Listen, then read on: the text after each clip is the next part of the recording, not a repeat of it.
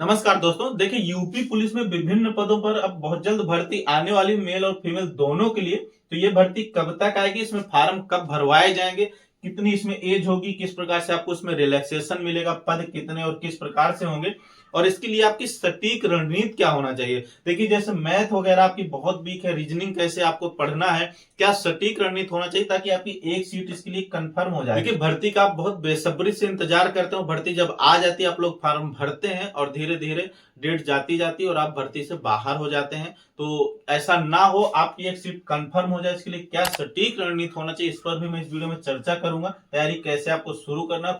Video काफी informative, तो पूरा जरूर देखिएगा, लाइक शेयर भी कर दीजिएगा। किसी भी प्रकार की अपडेट के लिए टेलीग्राम ग्रुप को जरूर ज्वाइन कर लीजिएगा, लिंक डिस्क्रिप्शन में मिल जाएगा आपको। देखिए वर्तमान में जो यूपी पुलिस में 60,244 भर्ती चल रही है, इसकी रनिंग लगभग 1-2 दिन में पूरी कंप्लीट होने वाली है। इसके बाद आपका फाइनल रिजल्ट जारी होगा और फाइनल रिजल्ट के बाद मेडिकल होगा और आपको ट्रेनिंग पर भेज दिया जाएगा। वैसे तो इसके लिए 1 महीने की बात कही गई है, परंतु मैं आपको बता दूं कि रिजल्ट आपका लगभग अप्रैल में अगर जारी हो जाता है तो देखिए अप्रैल में रिजल्ट जारी होगा और मेडिकल भी होगा। तो मेडिकल में लगभग 1 महीने का समय लग जाता है, क्योंकि कम बच्चों को बुलाना होता है इसमें और काफी सारी चीजें होती हैं, फिर आपका वेरिफिकेशन वगैरह भी होता है। तो इस हिसाब से अगर 1 महीने का समय मान के चलें तो लगभग ये समझ लीजिए कि आपको मई में ट्रेनिंग पर भेजा जा सकता है। लास्ट अप्रैल या फिर मई में आप लोग ट्रेनिंग पर जा सकते हैं और इसके बाद ही नई भर्ती आपकी आने वाली है।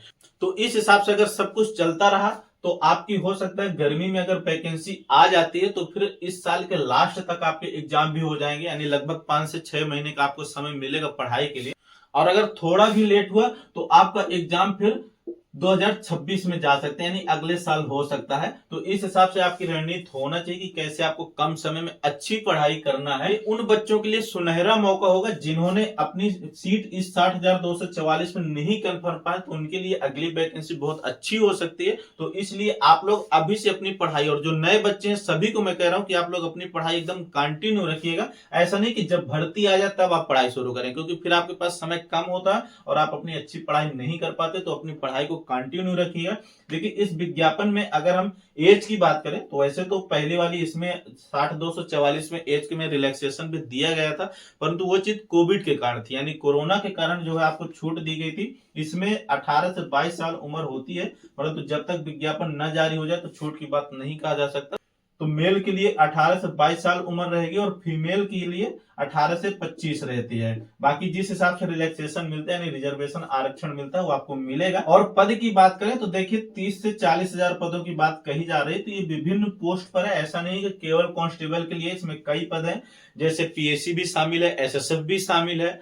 इसके लिए देखिए मैं पढ़ाई की बात कहूं तो कंपटीशन एक ऐसी चीज होती है जो कहीं से भी कुछ भी पूछा जा सकता है, परंतु उसमें ऐसा नहीं कि हर जगह से चीजें पूछी जाती हैं। उसमें आपको अकॉर्डिंग टू सिलेबस ये समझना होगा कि कितनी चीजें पूछी जा सकती हैं। सिर्फ आपको उतना ही पढ़ना, क्योंकि कंपटीशन की दुनिया बहुत लंबी है, बहुत चौड़ी है, इसलिए आपको सिर्फ अपने सिलेबस के अकॉर्डिंग काम करना है। तो सर्वप्रथम आप अपने सिलेबस को एनालिसिस करिए, चैप्टर वाइज उसको पूरा एनालिसिस करिए कि आखिर चीजें कितनी पूछी जा सकती हैं, कहां से पूछी जा सकती हैं। तब फिर आप अपनी पढ़ाई को कंटिन्यू करिए। और देखिए 4 सब्जेक्ट इसमें जो होते हैं, मैथ, रीजनिंग, हिंदी और जीएस, चारों सब्जेक्ट को आप डेली रूटीन में समय दीजिए और जो सब्जेक्ट आपका वीक है उसको आप ज्यादा समय दीजिए। देखिए मैथ की अगर हम बात करें तो मैथ को आप किस प्रकार से पढ़ना है। जैसे मैथ किसी की बहुत वीक है, मैथ बहुत अच्छी चीज है, देखिए मैथ आपकी अगर स्ट्रांग है तो फिर आपकी ऑटोमेटिकली रीजनिंग भी स्ट्रांग हो जाती है। और यही चीज, ये ऐसी चीज है जिसमें आप अगर अच्छे से करते हैं तो 100% आपके नंबर बन सकते हैं, क्योंकि जीएस वगैरह में काफी चीजें गलत हो जाती है, परंतु यहाँ पर गलत होने के चांसेस बहुत कम होते हैं। तो मैं मैथ में आपको बता दूं तो आप इसको चैप्टर वाइज, सिलेबस में जितने भी चैप्टर शामिल हैं आप चैप्टर वाइज उसको पूरा पढ़ लीजिए और अपना खुद का नोट्स बनाइए। हर टाइप का एक क्वेश्चन आप अपने शॉर्ट नोट्स में लिखिए और इस हिसाब से फिर चैप्टर वाइज आपको प्रैक्टिस सेट करना है। चैप्टर वाइज आप प्रैक्टिस सेट करिए और इसके बाद आप एनालिसिस करिए किस प्रकार के क्वेश्चन आपके वीक है, कौन सा चैप्टर आपको कम आ रहा है, उस पर आप ज्यादा ध्यान दीजिए। और जैसे आप प्रैक्टिस करते हैं उस पर आप ध्यान दीजिए कि जो क्वेश्चन आपको नया मिल रहा है उसको भी आप अपने शॉर्ट नोट्स में लिखिए और इस हिसाब से उसका रिवीजन करते रहिए, प्रैक्टिस करते रहिए।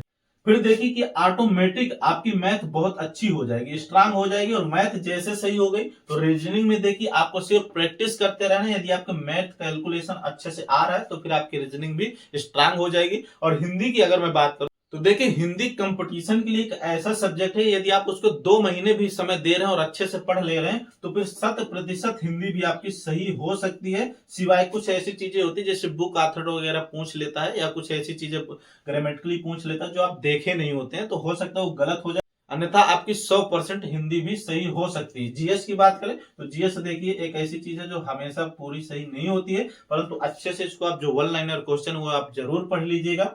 और जीएस की पढ़ाई हमेशा आप करंट से रिलेट करके पढ़िए। करंट में क्या चीजें हो रही, कौन सी घटना कहां पर घटित हो रही, वहां का इतिहास क्या है, किस प्रकार से वो हिस्ट्री से जुड़ी हो सकती है, तो इस हिसाब से आप जीएस को पढ़ते रहिए और करंट अफेयर्स को भी ध्यान दीजिए। इस हिसाब से आपकी एकदम सटीक रणनीति होगी और आप अपनी एक सीट को कंफर्म कर पाएंगे। वीडियो आपको कैसा लगा कमेंट में जरूर बताइएगा, लाइक शेयर करना बिल्कुल ना भूलें। Thanks for watching.